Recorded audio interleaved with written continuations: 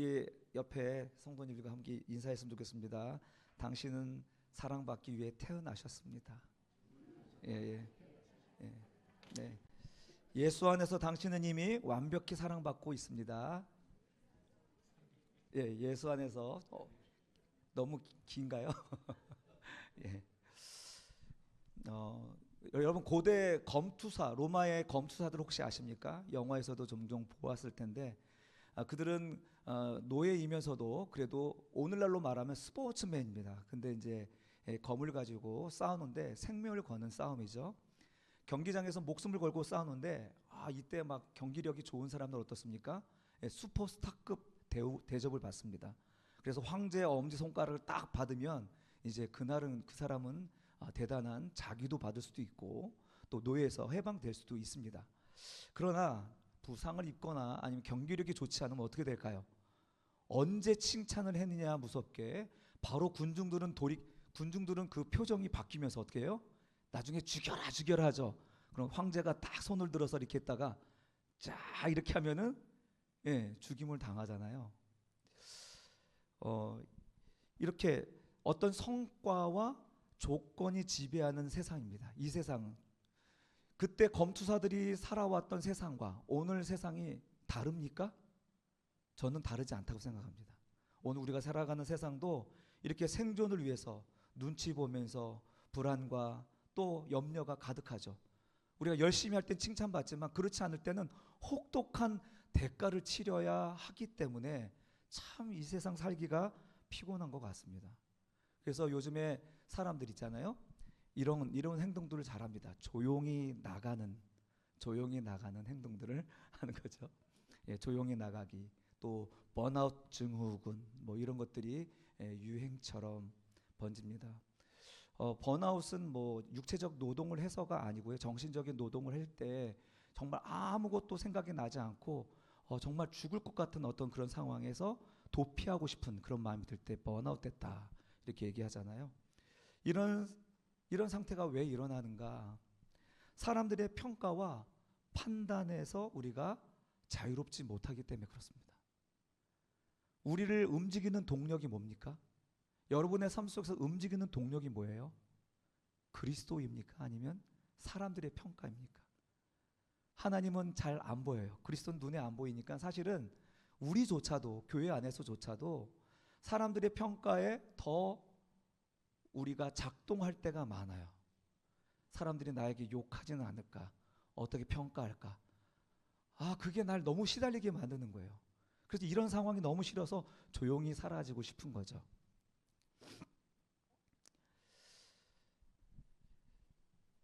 오늘 본문에 등장하는 갈라디아 교회도 바로 이런 영적인 번아웃과 또 영적인 피로감에 쌓여 있었습니다. 분명히 그들은 그리스도의 십자가라는 은혜로 감격과 기쁨을 누렸습니다. 왜 그들이 기쁨과 감격을 누렸을까요? 십자가는 은혜이기 때문에 그렇습니다. 내가 아무것도 한 것이 없는데 나를 구원해 주시고 죽음으로 끝나는 것이 아니라 영생이 우리에게 주어졌고 그리고 내가 죽어서 가는 하나님의 나라가 이 땅에서 하나님의 나라가 아니라 이 땅에서 하나님의 나라를 경험하며 살 수 있도록 은혜를 주신 그 하나님이 너무나 좋고 기쁜 것이죠. 그렇게 은혜를 누렸던 자들이 어느 날 갑자기 이 기쁨을 통째로 도둑 맞은 것 같은 그런 상황이 온 거예요. 이 기쁨이 사라진 것입니다. 스스로 자기 일을 향하여서 정죄의 의식을 가지기 시작했고요. 서로가 서로를 향하여서 점점 판단하고 정죄하는 공동체, 차가운 공동체로 식어버린 것입니다. 대체 그 아름답고 정말 그 기쁨에 여겼던 기적 같은 그 교회가 도대체 무슨 일이 일어났길래 이런 일이 되었을까요? 오늘 사도 바울이 이 교회를 향해서 그 안타까운 심정으로 절절하게 외치는 외침은 바로 도둑맞은 그 우리의 기쁨을 되찾고 복음 안에서 자유를 누리도록 기쁨과 평안이 회복되기를 간절히 원하는 사도 바울의 마음이 담겨 있는 것입니다. 그래서 이 사도 바울이 오늘 우리에게 본문을 통해서 우리에게 주신 메시지를 하나하나 같이 찾아갔으면 좋겠습니다. 첫 번째 한번 같이 읽어볼까요? 시작. 처음 은혜를 기억합시다. 아멘. 예, 사도 바울이 갈라디아 교회를 처음 개척했을 때 그 상황을 보면요, 참 당황스럽습니다. 왜냐하면 사도 바울이 원래 갈라디아 지역에 선교하러 가려고 한 게 아니었습니다. 갈라디아에 갈 계획이 없었습니다. 그런데 의도치 않게 자신의 질병 때문에 그 요양차 갈라디아 지역을 가다가 거기에 머물게 되면서 세워진 교회가 갈라디아 교회인 거예요. 우리 13, 14절 우리 세 번역으로 한번 자막을 한번 읽어볼까요? 시작. 그리고 여러분이 아시는 바와 같이 내가 여러분에게 처음으로 복음을 전하게 된 것은 내 육체가 병든 것이 그 계기가 되었습니다. 14절. 그리고 내 몸에는 여러분에게 시험이 될 만한 것도 있는데도 여러분은 나를 멸시하지도 않고 외면하지도 않았습니다. 여러분은 나를 하나님의 천사와 같이 그리스도 예수와 같이 영접해 주었습니다. 지금 갈라디아 교회를 향하여서 지금 사도 바울이 처음 그들이 시작했던 그 상황에 그를 인도해 가는 거예요. 그러니까 갈라디아 교회는요, 사도 바울의 열심으로 세워진 교회가 아니라 성령의 강권적인 역사로 세워진 교회라는 것입니다. 그리고 그 결과로 그들은 넘치는 사랑과 복음에 대한 순수한 태도가 복음이 흘러가게 된 계기가 됐다는 거죠. 사도 바울이 이런 학자들에 의하면 그의 풍토병 때문에 말라리아나 이런 것 때문에 눈에 안질이 생겨서 눈에 막 진물이 생기면서 정말 보기에도 흉측한 모습으로 이제 여행했다고 합니다. 나중에 보면은 큰 글씨로 쓴다고 하는데 그가 편지를 보낼 때 글을 이렇게 봐야 될 정도로 눈이 안 좋은 거예요. 그래서 늘 다른 사람들이 내가 읽으면 사람들이 대신 대필해주고 자기가 끝에 큰 글자로 사인을 하는 거죠. 그런 식으로 서신서가 기록된 거죠. 이렇게 자기가 눈이 그렇게 안 좋은데도 그들이 처음에 갈라디아 교회 사람들이 이 사도 바울이 전한 메시지가 너무 좋고 그 은혜로 와서 그들의 눈이라도 빼어줄 정도로 사랑했다라는 거예요. 사도 바울이 그 눈이 나쁘니까 내 눈이라도 빼어주고 싶은 그런 마음으로, 아마 의술이 발달했으면 내 눈을 이식해 주세요, 아마 이렇게 하지 않을까 싶었습니다. 그런 교회였다는 거죠. 그런데 이렇게 갈라디아 교회 사람들은요, 이게 바울의 비참한 외부 모습이나 외부 조건을 보지 않았다는 거죠. 그리고 레위기에 기록된 대로 정결의 잣대로 그를 부정하다 정죄하지도 않았습니다. 그들은 갈라디아 교회 성도들은요, 오직 바울이 전한 예수 그리스도의 십자가의 복음 그 자체에 압도되었던 거예요. 그들은 아무런 조건이 필요 없었습니다. 예수의 복음으로 충분했던 거예요. 예수의 복음으로 만족했던 것입니다. 어떠한 자격이나 행위나 그런 것들이 상관없이 하나님의 자녀가 되었다는 은혜를 깨달으니 그 사람이 어떤 모습을 했던 어떤 조건을 가지고 있던 상관없이 그 영적 아비인 바울을 향하여서 그 연약함까지도 품어줄 수 있는 그런 공동체였다는 것입니다. 사도 바울은 그 갈라디아 교회 성도들을 지금의 이 기쁨을 잃어버린 그 사람들을 어디로 인도해 가요?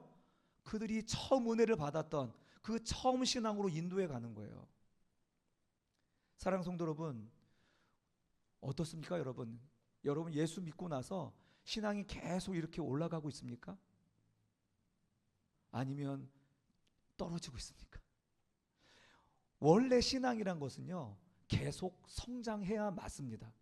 왜냐하면 우리 하나님은 알면 알수록 너무 놀라우신 분이기 때문에 그래요. 세상에 있는 지혜나 세상에 있는 관계는 알면 에이 별거 아니군 이렇게 되잖아요. 모를 때는 긴장하고 바짝 정신을 차리는데 이제 1년 2년 관계를 가져다 보면 어때요? 그 지식도 거기서 거기이고 사람도 거기서 거기인 거예요. 그러나 여러분 성경을 보면서 하나님 말씀을 보면서 하나님을 알아가 보십시오. 그런 태도가 나올 수가 없는 거예요. 신앙은 계속 올라가는 것입니다. 그 말씀 속에 담겨있는 하나님은 너무나 놀라우신 분이기 때문에. 그런데 어떻게 이 갈라디아 사람들이 다시 꺾어져서 땅으로 추락합니까?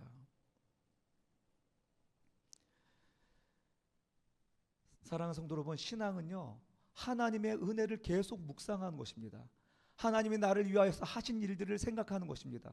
그리고 그가 나와 나를 얼마나 사랑하시고 나와 어떤 관계를 맺고 계신가를 그것을 묵상하는 것이 우리 신앙생활인 거예요. 그 결과로 우리가 신앙생활하고 그 결과로 선한 역사들이 일어나고 그 결과로 전도와 선교와 구제와 이런 것들을 우리가 하는 게 아니겠습니까? 그런데 그 결과로서 이것들을 하는 것이 아니라 이것이 하나의 자격이 되고 조건이 되면 이제 그 신앙은 꺾어지는 것입니다. 올라가는 신앙이 아니라 늘 불평하게 되고 늘 불만족스럽고 갈등하게 되는 것입니다. 우리는 하나님을 믿을 때 은혜로 시작했던 그 첫사랑을 기억해야 돼요. 지금 내가 신앙이 기쁘지가 않고 추락하고 있다면 다시 우리의 신앙을 처음 믿었던 그 기쁨의 상황으로 나를 데려가시기 바랍니다. 거기서 다시 출발하는 거예요. 뭔가 잘못됐다면 다시 풀고 첫 단추부터 다시 채워야죠. 지금 우리의 신앙이 하나님의 은혜에 근거하지 않고 사람의 조건과 평가와 인정에 근거하고 있다면 처음 나를 만나주신 그날, 그 시간, 그 상황에 나를 데려가시기 바랍니다. 아무 조건 없이 사랑해 주신 그 하나님의 은혜에서 우리가 다시 시작해야 다시 회복될 수 있는 줄로 믿습니다. 우리가 정말 처음 주님 만날 때 이런 고백을 하지 않았습니까? 세상에서 방황할 때 나 주님을 몰랐네. 내 맘대로 고집하며 온갖 죄를 저질렀네. 그때 주님 만나주신 거예요. 여러분이 죄인이었을 때 아무런 조건 없이 따지지도 않고 그렇게 용서하시고 사랑하셨는데 오늘 돌이켜 우리에게 주님께서 무슨 요구를 한단 말입니까? 이랬던 아주 조건 없이 나를 용납하고 용서하신 주님을 기억하는 것이 은혜의 시작이기에 사도 바울은 은혜를 잃어버린 갈라디아 사람들, 기쁨을 도둑맞은 그들에게 바로 첫사랑을 기억하도록 그들에게 이야기하고 있는 것입니다. 너희들은 나를 얼마나 사랑했냐?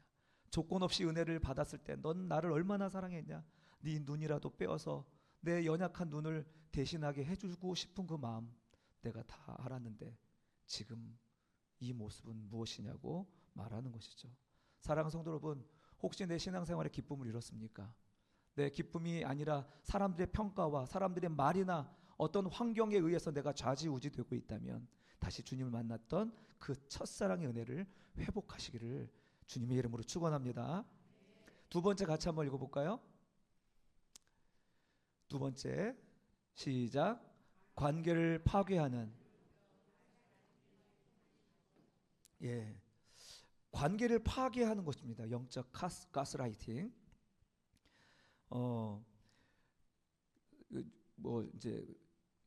TV에도 가스라이팅이라는 이야기들 참 많이 하죠. 블루밍 폭력이라든지 이런 거 많이 나오는데 내가 누군가를 조언하고 충고하는 것과 가스라이팅은 어떤 차이가 있는지 아세요?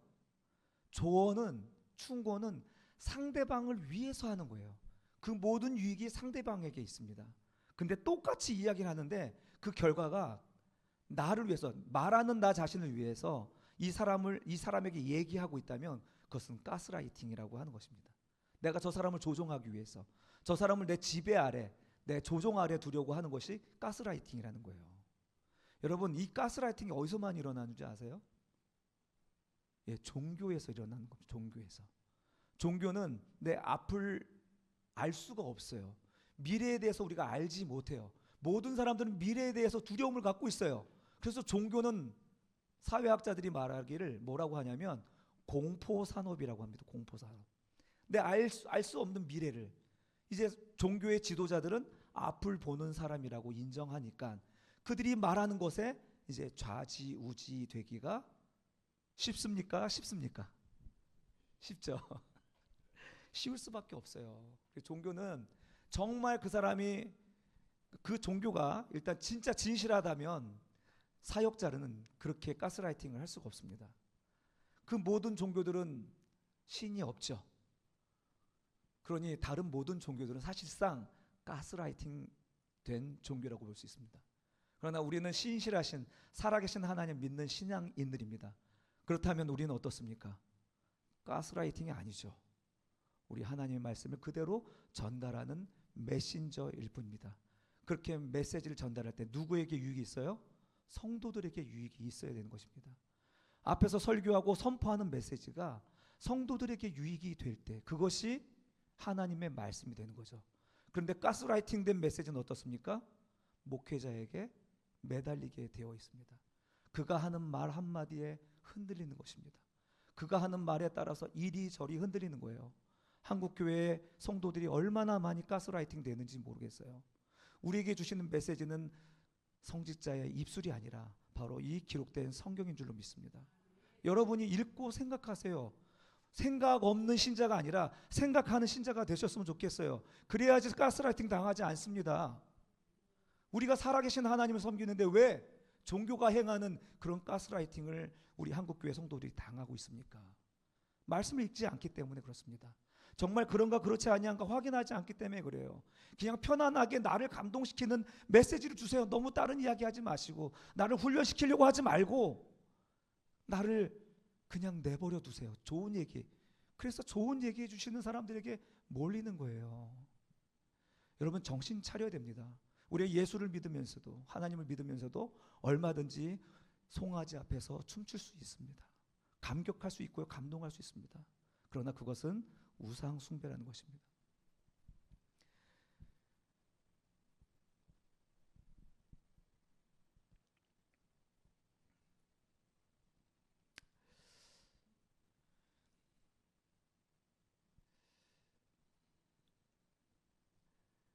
사도 베드로가요. 사도행전 10장에서 하늘로부터 온 부정한 짐승에 담긴 보자기 환상을 보았을 때 이것을 잡아 먹으라 이렇게 얘기할 때 베드로가 얘기하죠. 주여 그럴 수 없나이다. 내가 평생 속되고 깨끗하지 아니한 것을 먹지 아니하였습니다라고 거부했습니다. 그러자 예수님이 그러시죠. 내가 깨끗하다 한 것을 깨끗하지 않다 하지 말아라 이렇게 얘기하죠. 이방인을 향한 하나님의 넓은 품, 유대인의 전통과 할례라는 좁은 틀에 가두고 교회들을 자신들 중심으로 경영하고 싶었던 인간적인 욕망이 갈라디아 교회 안에서 역사했습니다. 하나님은 예수 그리스도를 통하여서 오늘 우리들에게 자유를 선포하셨고 복음으로 말미암아 그 모든 율법의 정죄에서 우리를 구속하여 주셨는데 유대인들은 그것을 벗어내지 못하는 한계가 있었던 거죠.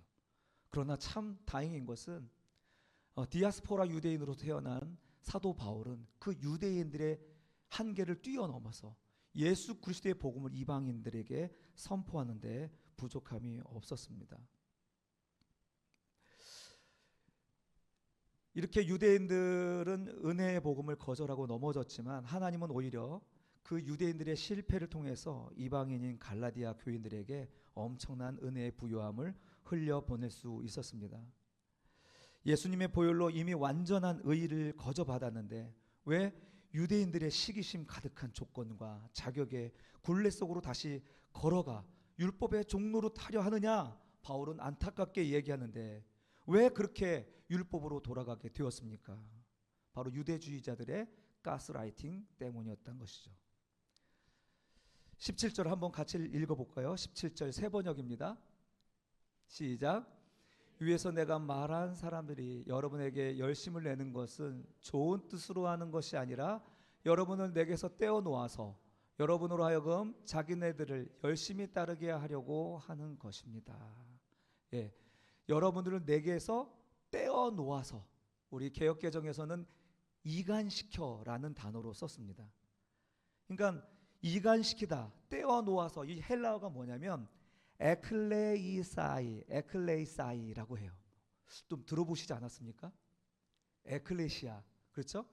에클레시아란 단어랑 에클레이사이 아주 발음이 비슷해요. 그런데 의미는 완전히 다릅니다. 에클레시아는 뭡니까? 바깥으로부터 우리를 불러내었던 거예요. 그러니까 바깥으로 우리를 불러내신 거예요. 세상 속에 있었던 그 애굽에 있었던 자들을 밖으로 불러내신 것이 에클레시아입니다. 그게 교회라는 거예요. 그런데 에클레사이가 뭐냐면 에크, 몸모로부터 밖에서 밖으로, 클레이오, 문을 닫다, 걸어 잠그다, 이런 뜻이에요. 그러니까 이간시킨다는 말이 에클레이사이라는 단어인데 너무 비슷한 발음인데 너무 다르죠.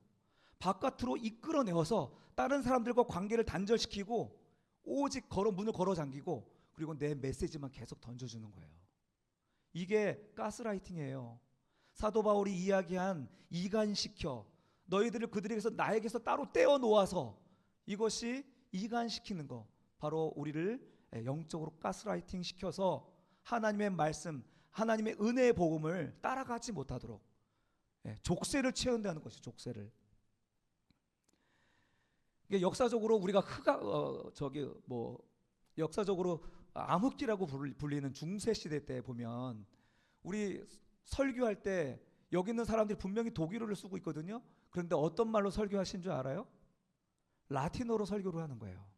성직자들이 알아듣습니까? 못 알아듣습니까? 못 알아듣는 거죠. 성경을 알려줄 필요가 없는 거예요. 못 알아듣게 하는 거예요. 그래야지 이 사람들을 가스라이팅하기 쉽기 때문에 그렇습니다. 그래서 이 영적인 가스라이팅의 전형적인 수법이 있는데, 한번 여러분 이것을 보고 한번 잘 분별해 하셨으면 좋겠습니다. 한번 볼까요? 첫 번째 단계는 정보 및 행동 통제를 합니다. 판단력 상실을 유도하는 거죠. 제한적인 정보, 확실한 정보, 비교 정보 주지 않습니다. 여기에서만, 나하고만 이야기해야 되는 거예요. 비교해서 듣고 정말 그런가 아닌가 이렇게 크로스 체크를 하도록 길을 열어주지 않습니다. 뉴스에 보니까 돌나라라고 하는 이단들 보니까 아예 브라질에다가 따로 자기들 나라를 만들었더라고요. 가스라이팅하기 얼마나 쉽습니까? 두 번째 단계는 이제 주변 관계를 고립시키는 것이죠. 주변 사람들을 이제 끊어내는 것이에요. 지금 부모님 만나러 가는 것보다 주일 모임이 영적이 더 중요해. 부모님은 지금 사탄에 쓰임 받아서 지금 너의 영적 성장을 가로막고 있는 도구로 쓰고 있는 거야 하면서 모든 관계를 끊어버리는 거예요. 가족도 끊어버리고 이 이웃들과의 관계도 끊어버리는 거예요. 내가 거룩해지기 위한 것입니까? 그게 모든 복음의 길을 스스로 막고 있는 거 아닙니까? 세 번째 단계는 죄책감과 수치심을 유발한다는 거예요. 그렇게 해서 계속 죄책감을 유발시켜서 지배력을 공고히 한다. 이것이 가스라이팅하는 방법이라고 합니다. 여러분, 이런 공포 마케팅에 속아 넘어가면 종교적 족쇄에 매여서 교회를 떠나지는 못할 수는 있지만, 그 내면에는 복음이 주는 기쁨과 진정한 행복, 그 자유함 완전히 소멸되는 것입니다. 여러분 어떻습니까? 나는 믿음 생활, 우리 옥토교회에서 신앙생활 하는데 어떻습니까? 난 자유를 누리고 있습니까? 행복하십니까? 기쁘십니까? 아멘. 이 아멘이 여기 꽉 찼으면 좋겠습니다. 우리의 그 거짓된 어떤 그런 것들 다 벗어 던지고 본질만 붙잡았으면 좋겠어요. 너무나 형식에 매여가지고 율법에 매여서 하나님이 말씀하시도 하지 않은 어떤 형식이 하나의 율법이 되어서 우리들의 발걸음을 막고 말도 막고 표현하지도 못하게 하는 이 관계의 단절을 우리가 스스로 만들어내고 있는 것은 아닌지. 제가 여러분에게 가스라이팅하는 존재가 아니라면 여러분들도 스스로에게, 그리고 서로가 서로에게 그렇게 가스라이팅하지 않는 성도가 되셨으면 좋겠습니다. 네가 기도하지 않아서 그래, 이런 책임을 돌리지 마세요. 하나님은 그 사람을 1대1로 다루시고 역사하시는 거예요. 하나님 말씀 속에서, 선포되는 말씀 속에서 하나님은 각 사람에게 역사하시는 것입니다.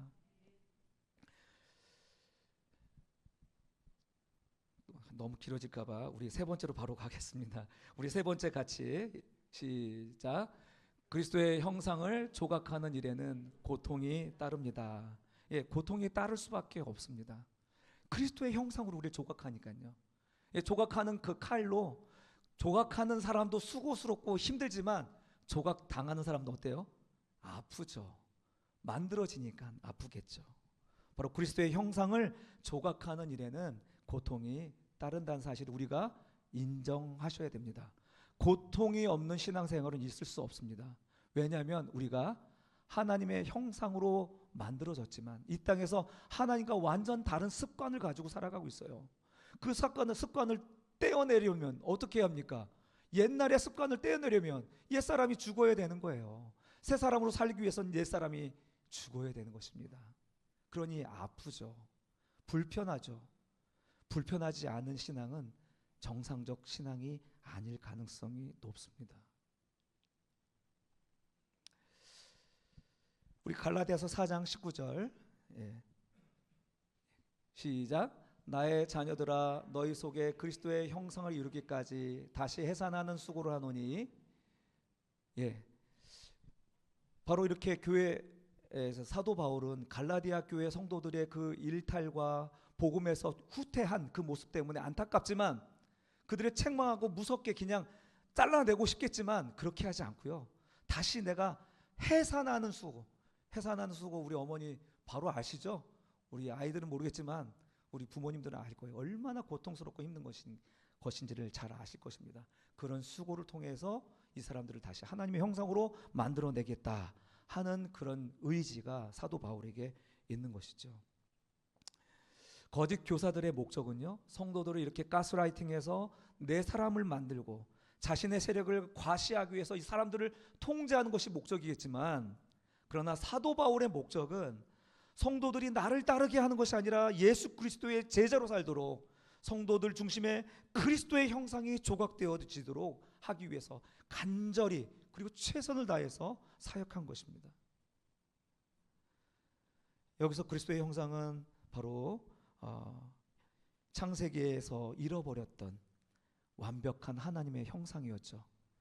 예수 그리스도를 통해서 이제 우리 내면에 붕어빵처럼 꽝꽝 찍어내는 과정이 바로 그리스도의 형상을 만들어낸다는 사도 바울의 표현인 것입니다. 외형적으로 우리 몸에 할례를 해서 표현하는 것이 아니라 우리 마음의 중심에, 우리 마음의 성품에 예수 그리스도의 십자가의 사랑과 은혜가 새겨지도록 하는 것, 이렇게 새겨지도록 헌신된 자들이 바로 목회자입니다. 하나님의 말씀을 통하여서 여러분에게 선포될 때 그 말씀 속에 예수 그리스도가, 십자가가 여러분의 마음에 심령에 새겨질 때 그 말씀은 살아있는 말씀인 줄로 믿습니다. 그러나 십자가는 온데간데 없고 예수 그리스도도 여러분 속에 기록되지 않는다면 당당히 와서 말씀해 주세요. 그리스도가 보이지 않습니다. 십자가의 은혜가 느껴지지 않아요. 이렇게 말씀해 주시면요, 목회자도 살고 여러분도 사는 것입니다.